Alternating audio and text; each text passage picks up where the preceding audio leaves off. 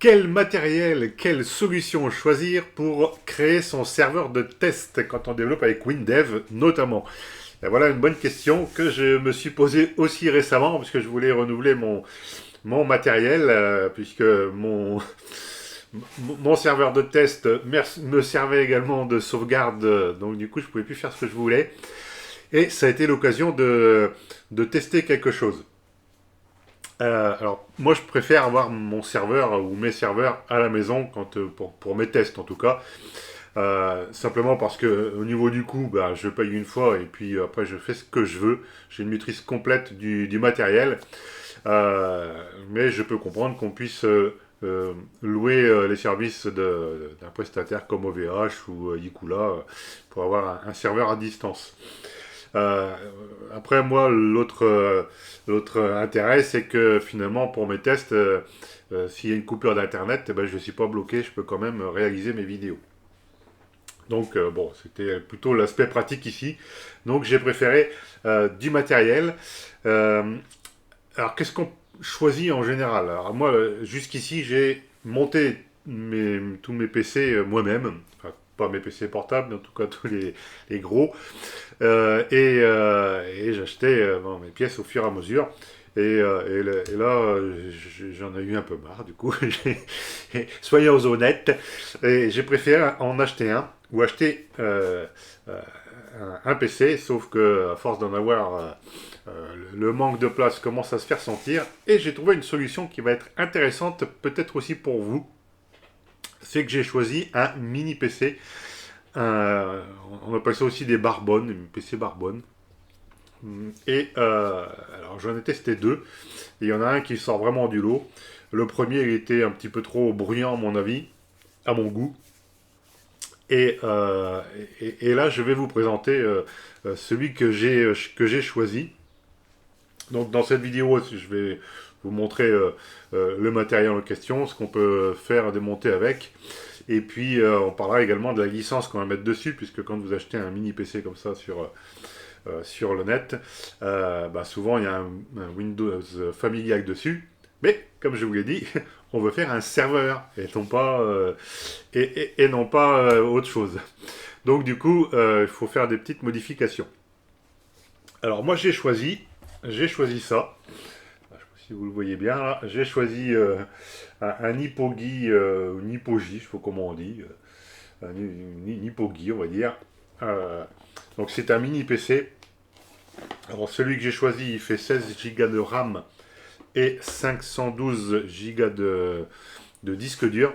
Enfin, disque dur, c'est plus des disques maintenant, mais bon. De SD, c'est même une NV2, je crois, si je ne me trompe pas dans l'appellation. Donc quand on l'enlève de la boîte, voilà, il ressemble à ça.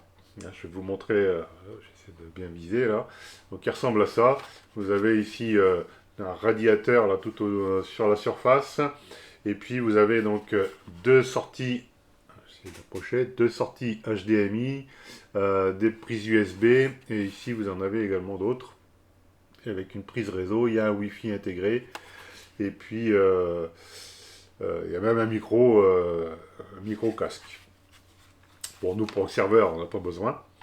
Après, quel est l'intérêt de ce modèle-là? Eh bien, c'est qu'on peut le démonter. On peut le démonter et remplacer des choses ou ajouter des choses.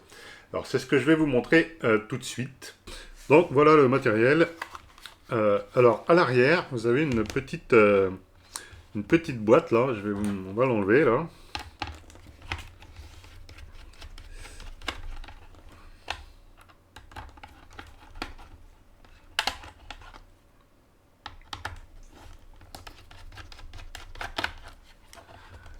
Hop.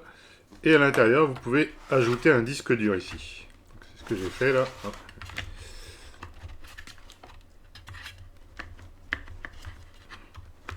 Hop, voilà.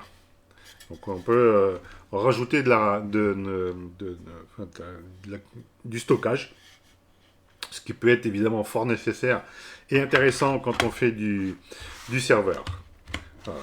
Après, toute cette partie-là, elle peut s'enlever. Donc vous avez deux loquets ici et vous avez en fait votre disque dur qui est ici, qui peut être séparé si vous n'en avez pas besoin. Et vous avez le reste du PC. Alors ce que je ne vous ai pas montré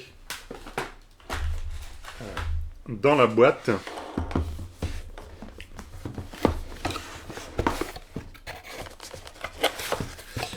c'est que vous avez également une petite attache que vous pouvez mettre à l'arrière de l'écran et vous fixez en fait votre mini PC à l'arrière de l'écran. Bon, ça peut être une solution, mais comme moi je veux faire un serveur, j'ai pas besoin ni d'écran ni de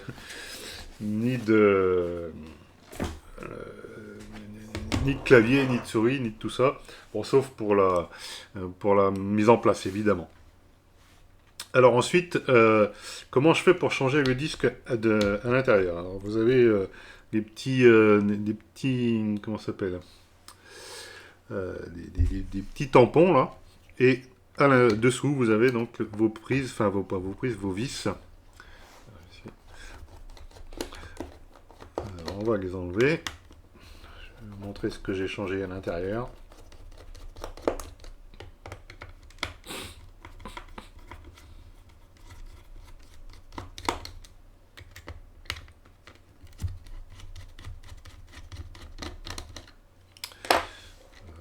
Ça devrait être bon. Voilà. Essayez de ne pas perdre les vis. Voilà. Alors là, ça se complique un petit peu parce qu'il faut enlever tout pour pouvoir modifier ce qu'on veut là. Alors donc on a une vis. Hop. On a une vis ici.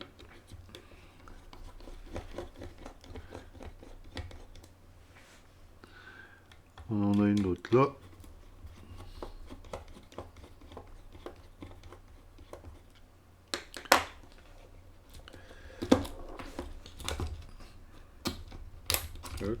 On va délicatement. Et en dessous, vous avez le disque dur donc, qui contient le système le système d'exploitation, donc qui est WinDev, et la RAM ici, qui est actuellement de 16 Go. Donc ça, vous pouvez l'enlever évidemment. Moi, c'est ce que j'ai fait. Voilà, c'est ce que j'ai fait. J'ai acheté une UNV2.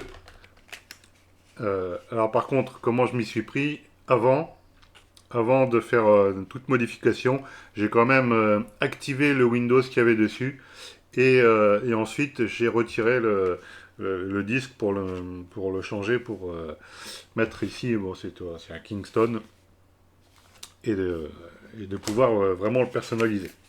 Voilà. Donc ça c'est ce que j'ai fait. Alors je vais le remonter et je vous retrouve juste après. Alors j'ai lancé mon serveur, voilà, il se trouve là. Donc j'ai déjà mis mon Windows dessus. Donc si je... c'est pas ça que je voulais faire, on va explorer le disque dur. Enfin en tout cas pas le disque dur mais le PC. Donc on retrouve ici une RAM donc de 200, enfin c'était 500 Go que j'ai rajouté. Par contre j'ai fait deux partitions dessus. Et ça c'est mon autre disque dur où je vais pouvoir mettre mes bases de données. Ici j'ai un disque dur que j'ai appelé installation. C'est là que je mettrai l'installation des serveurs. Je vais en mettre plusieurs serveurs de bases de données. Hein. Et puis donc là ici ça sera les données elles-mêmes et puis éventuellement divers documents ou des choses comme ça. Voilà, donc ça me permet d'avoir, vous voyez, un petit serveur très intéressant, pas bruyant du tout, là je ne l'entends même pas, il est juste là pourtant. Et donc j'ai besoin que de ça, vous voyez, j'ai pas besoin ni d'écran, ni de clavier, enfin je pense que vous êtes un petit peu aguerris là-dessus. Alors répondons maintenant à la question, où est-ce qu'on achète ce beau matériel? Je vais vous dire un secret en fait. Je l'ai acheté chez Amazon. Hein. Alors peut-être qu'il y a d'autres vendeurs. Il faudra peut-être comparer si vous voulez acheter des choses un peu moins chères, mais voilà, bon, vous avez toute une gamme. Hein. Donc j'ai tapé Nipogi, on va dire. Et vous avez donc plusieurs modèles ici, en fonction de ce que vous voulez faire. Donc moi j'ai pris celui-ci, 16 Go, 512, enfin 16 Go de RAM et 512 de SSD. Voilà, il se trouve là. Et donc quand il est allumé, il y a une petite LED bleue là tout autour, ça fait très joli. Et puis c'est tout quoi. Enfin, j'ai pas grand chose d'autre à dire. Alors si vous faites des formations ou des tests chez un client, ça peut être hyper intéressant d'avoir un petit serveur comme ça pour pouvoir faire vos tests, l'installation, ce que vous auriez à faire par exemple. Voilà. Voilà pour le matériel en lui-même. Donc je vais vous mettre un lien, alors ce sera un lien affilié dans la description. Et l'autre question, c'est au niveau de la licence. Parce qu'une licence Windows, serveur Windows, ça coûte une blinde, hein, disons-le clairement. Mais on peut acheter uniquement des clés. Alors, vous avez peut-être déjà entendu parler de ce site-là, CaseFan, qui vous permet d'acheter des clés de quasiment n'importe quel logiciel. Et donc, vous en avez tout un exemple ici, là. Alors nous, ce qu'on veut, par exemple, c'est des licences de Windows. Alors Windows Server. Voilà. Et là, il me met toute une liste. On va préciser 2022, tant qu'à faire. Et je vais lui demander d'afficher. Je clique sur le premier, par exemple. Et je peux avoir donc une clé pour 54 € d'un serveur. Alors ça c'est un data center, c'est pas vraiment celui-là, voilà, c'est plutôt un standard, voilà, 32 €. Voilà. Donc il n'y a pas photo. Alors c'est un 2016, j'ai pas fait gaffe. J'ai tapé 2022, mais il faudrait que je refasse la recherche. Mais bon, vous allez trouver voilà celui-là. Windows Server 2022 standard et voilà, pour 53 € quasiment vous avez une licence pour votre serveur de test. Voilà ce que je voulais vous partager. Donc je vais vous mettre évidemment tous les liens dans la description. N'hésitez pas à vous abonner, à écrire un petit commentaire, à donner d'autres sources, d'autres choses que vous pouvez vous-même faire pour créer vos propres serveurs. Alors je rappelle, moi mon intérêt ici c'est d'avoir quelque chose à disposition chez moi que je peux triturer et modifier autant que je veux. Ce qui n'est pas forcément le cas quand vous louez un serveur chez un professionnel. Voilà, j'espère que vous avez encore appris quelque chose d'intéressant et je vous retrouve très prochainement pour d'autres vidéos.